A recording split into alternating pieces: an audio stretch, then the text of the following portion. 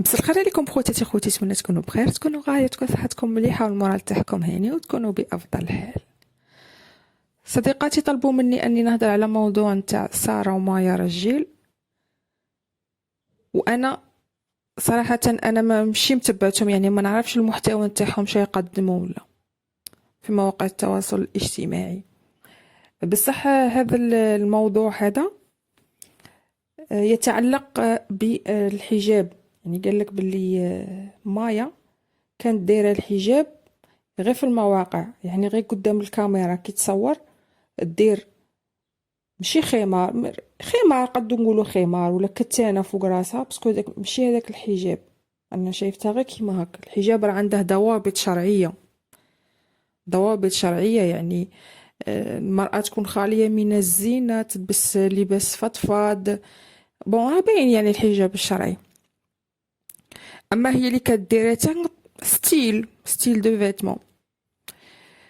قالك بلي كدير هما اعتبروه حجاب، وقال لك كي طفي الكاميرا تتمشى يعني بشعر مكشوف، يعني ما ديرش الحجاب.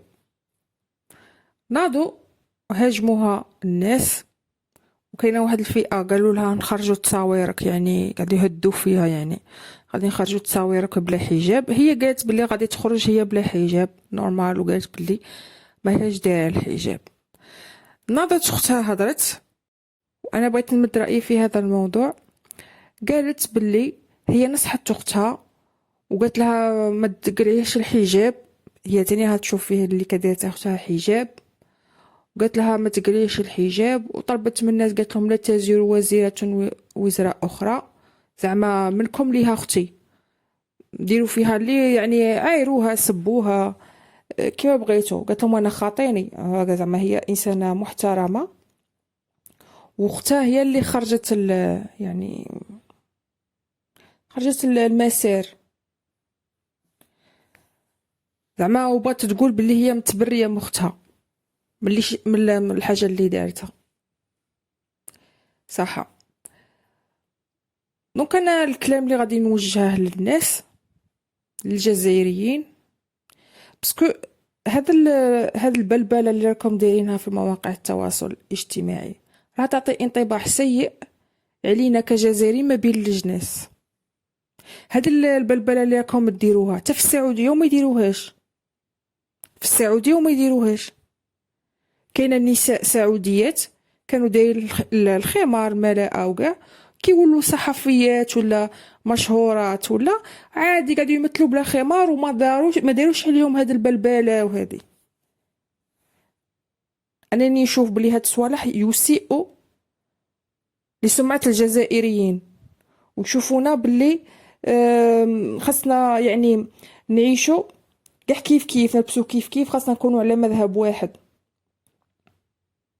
وعلى طريقه واحده في الحياه، وما نتقبلوش الراي الاخر وما نتقبلوش المختلف. وحنا 45 مليون في الجزائر، مستحيل نكونوا قاعدنا عندنا نفس التوجه، مستحيل. لا كتقولوا حنا مسلمين، مستحيل نكونوا 45 مليون كاع 45 مليون مسلم، هذه من سابع المستحيلات. كاين المسلمين وكاين المسيحيين وكاين اليهود وكاين اديان واحده اخرى، وكاين الملحدين ما يامنوش هما احرار، وكاين المنافقين. طائفه المنافقين هي الخطر على البلاد، وهو هذو المنافقين وين مندسين تحت المسلمين. في الجزائر نهضر على الجزائر، بالك في دوله واحده اخرى وين فيها المسيحيين بزاف ولا الدين الاول في بلادات واحده اخرى الدين الاول كيكون المسيحي، ولا المنافقين يندسوا تحت المسيحيه. حنا عندنا الدين الاول الاسلام، حنا يندسوا تحت الاسلام، هذا مشكله. وهذو هما اللي هردوا البلاد وهردوا العباد، وهذو اللي الجزائر تعاني منهم، طائفه المنافقين. اش تعرفهم؟ ما تعرفهم، هما عندهم صفات يكذبوا، يحوسوا يأذوا الناس بلساناتهم، يعني عندهم صفات راه باينه يعني. وهذا الكلام اللي انا غادي نقولها لهم، ونتمنى هاد الناس هادو يفيقوا برواحهم. اولا الا كان نتوما راك نتوما زعما نتوما متحجبات دايرين الجلباب يعني بالحجاب الشرعي وكاع، نتوما دايرين الحجاب الشرعي ودايرين يعني، اما لا عيشوا حياتكم لكم رواحكم، ولا نتوما خايفين الا كان نتوما في الدنيا مقوده عليكم، ولو انكم نتوما كاع المناكر، هذا نهضر على المنافقين اللي راهم ينتقدوا في هذه سارة على خاطر في مايا على خاطر الكتانه اللي كديرتها فوق راسها. نتوما خايفين الا ما كمش عايشين ولا مقوده عليكم، ماشي ما كمش عايشين، مجبرين تعيشوا لا ميزير، لو انكم كاع المناكر ديروهم، مناكر يعني الزينه ديروه. كي نجيو نصحو، كي جاو ينصحوكم الاطباء يقولوا لكم الزينه ديروا بروتيكسيون باش ما تجيكمش السيده وما تجيكمش الامراض وما تجيكمش، قلتو لا ما تهضروش كيما هاك، حنا ما عندناش الزينه، ومين راها السيده تجي؟ وين راكم تهردوا في البلاد؟ الدواء خاص الدوله توفر لكم الدواء، والاطفال الغير شرعيين مساكين، من راهم يجوا هادو. والمشكل كاع اللي تلقاه انسان اللي تلقاه يهاجم في الناس الاخرين ويحكم عليهم باحكام اخلاقيه، هو يلقى الاخلاقيات نتاعه منحطه، يبغي يحط اللي فيه على الناس الاخرين باش يحس روحه، يعني يحس باللي يعتقد باللي العار اللي فيه قلعه وغادي يحطه على الناس الاخرين. العار يقعد فيك، العار اذا درت العار، الا درتيتي العار، الا انتيا تروحي تنافيغي على روحك، تنافيغي باش كاش واحد يمدلك 1000 دينار ولا 2000 دينار ولا بساندويتش ولا ما يمدلك والو كاع، ولا يقول هيا ومن بعد تروحي تدخلي في الريزو سوسيو تحوسي على كاش وحده تحط عليها دوك الصوالح، وتشوفي وحده قلعت الخمار ولا تروحي تعايريها، زعما صاي تبتي، زعما راكي تايبه، راكي زعما كثوبي الابيض. روحي عاودي مع روحك، عاودي جمعي مع روحك وفهمي، باسكو العار اللي فيك، شوفي روحك بعدا لا ما كيش مريضه، لا ما حكمتيش كاش مرض ولا، باسكو الانسان الطبيعي، الانسان المتوازن، كل واحد يعيش لنفسه.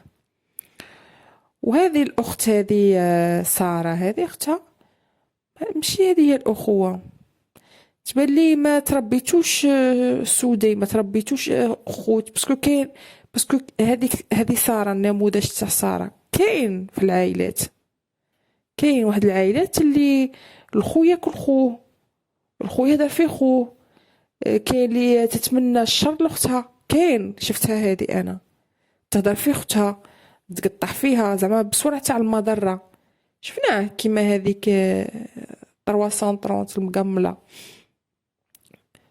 خواتاتها متزوجات وبرجالتهم وعندهم ولادهم كبار، وهي تهضر لهم في الشرف نتاعهم. هذا واقع، هذا ديرها انا نشوفوها في الريزو سوسيو. دونك المواقع يعكسوا الواقع، يعكسوا الواقع، تحس بلي اختها يعني ما تنتميش ليها،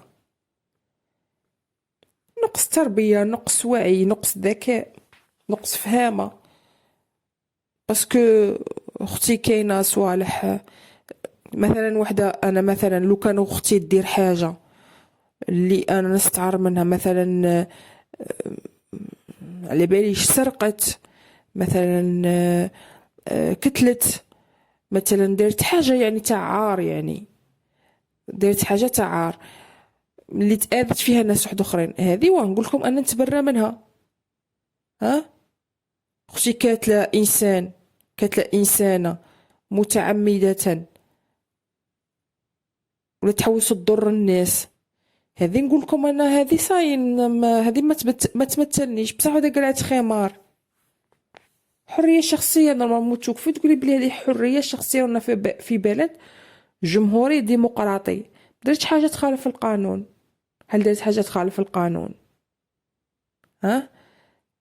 تيجي ضد اختك، حي عليك زعما على خاطر باش تعجبي الناس اللي راهم يتبعوا فيك، باش ما تخسريش المتابعين، وانت كي تكوني مؤثره احيانا الا عرفتي بلي عندك الحق تواجهي التيار حتى وبالخساره، فهمتي؟ تواجهي ماشي تقولي باش تعجبي الناس. ما كاينش مؤثره هنايا. هنا راكي تبزنسي بالمبادئ نتاوعك ما توصلش بعيد. هنا اللي يدير كيما كذا غير انسان اللي رخيص. اما الانسان القوي هو اللي يثبت على المبادئ تاوعه حتى لو كان الناس جاو ضده كاع، فهمتي؟ كان وقت الناس كاع يعني اجتمعوا باللي الارض مسطحه وهي كرويه. ثبات عن الرأي هو الأهم. بصح نتوما يعني مؤثرين تاع اللي كيفكم، نتوما واللي كيفكم مؤثرين تاع الخردة، مؤثرين تاع بلاستيك، ماشي مؤثرين ثابتين، لا.